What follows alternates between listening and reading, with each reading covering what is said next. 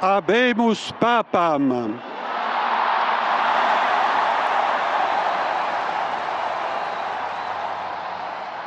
Eminentissimum, ac reverendissimum Dominum, Dominum Robertum Franciscum, Sancte Romane Ecclesiae, Cardinalem Prevost,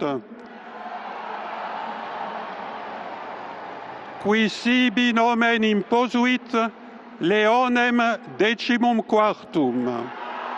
Il-Knisja Kattolika għandha kap ġdid. Ftit minuti wara s-sitta miċ-xumnija ħarġet daħna bajda daħna li tissimbolizza ħatra ta' Papa ġdid. Kardinali f'Ruma votaw raba darba u qablu b'maġġoranza fuq il-Kardinal Robert Francis Prevost. Mod effettiv kap ġdid għall-Knisja Kattolika. Dan huwa l-ewwel Papa mill-Amerika ta' fuq illi ser kun magħruf bħala Papa Leon 14. Mijiet ta' eluf ta' persuni kattoliċi u anke dawk bitwemin differenti nġabru fil-pjazza ta' San Pietru fil-Vatikan fost ħafna ċabċib għajjat u daqtaq nieben.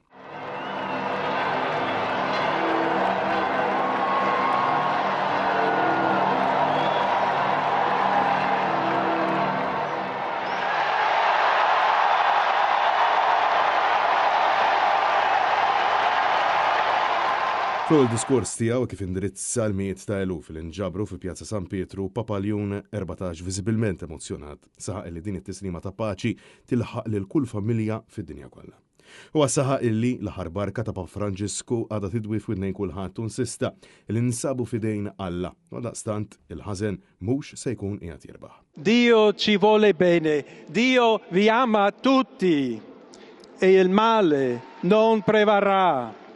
Siamo tutti nelle mani di Dio. Pertanto, senza paura, uniti, mano nella mano con Dio e tra di noi, andiamo avanti.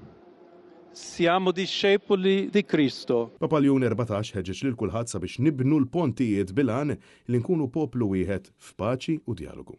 Wa ringrazzja lil Papa Franġisku lil kardinali kollha li għażluh biex ikun is-suċessur ta' Pietru. Prevost insista fuq il-paċi u l-ġustizzja sabiex bħala nisa u rġiel naħdmu flimkien mingħajr biża'.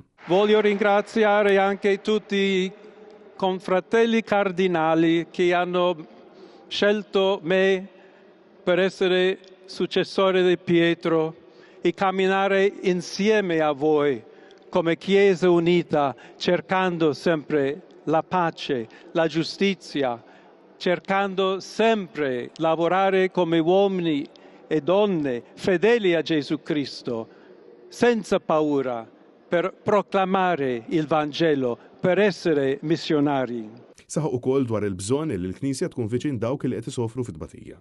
U insista kemm il-darba fuq il-paċi, fuq l-għaqda, fuq kif ninsabu fi żmien fejn huwa imperattiv li nfittxu l-għaqda bejnietna u fi Kristu. Bilan illi l-ħażen ma jitrionfax. Aiutateci anche voi, poi gli uni gli altri, a costruire i ponti con il dialogo, con l'incontro, unendoci tutti per essere un solo popolo, sempre in pace. Grazie a Papa Francesco. Papa Leon 14 saħaq li jrid jiżviluppa l-Knisja f'entità li timpenja ruħha l-ħidma karitatevoli u livell akbar ta' ġustizzja soċjali fl-interess tal-umanità.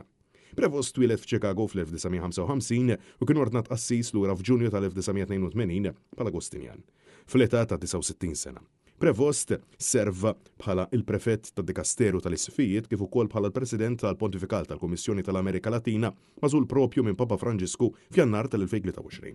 Robert Francis Prevost għandu esperjenza twila wkoll fil-Peru, tant illi parti mill-indirizz tiegħu kien ukoll bil-lingwa Spanjola. Tajb qed jinnota illi Prevost għandu ċittadinanza tobbja e kif kien kiseb dik Peruvjana. Iżda fil-waqt li hemm is-sitwazzjoni ġeopolitika preżenti fuq moħħ kulħadd, lura fi frar ta' din is-sena Robert Prevost kien sansitra kkorreġġa lil Viċi President Amerikan J.D. Vance meta Vance kien sostna f'intervista ma' Fox News li huwa aktar nisrani meta wieħed jipprioritizza l-familja qabel xi ħadd ma tafux. Hawn Prevost insista fuq il-midja soċjali ta' X li Vance kien totalment żbaljat. Dak li llum għadu kif ingħażel Papa saħaq li Ġesu ma jistaqsix jew ma jitlobx biex inkejlu l-imħabba tagħna skont min ikun ħaddieħor. Tajb u jiftakar li Papa Leon 13 ġew l-aħħar Papa li ħadan l-isem kienu magħruf għal komunikattiva tiegħu kif ukoll dialogu biex tejjeb ir-relazzjoni bejn id-dinja Kattolika u l-bqija tad-dinja. Dan ifisser li Papa Leon 13 kien wieħed riformista, fatt li jaf jorbot sew mar-raġuni għalfejn Robert Francis Prevost ħal isem tal-pontifikal tiegħu bħala Leon 14.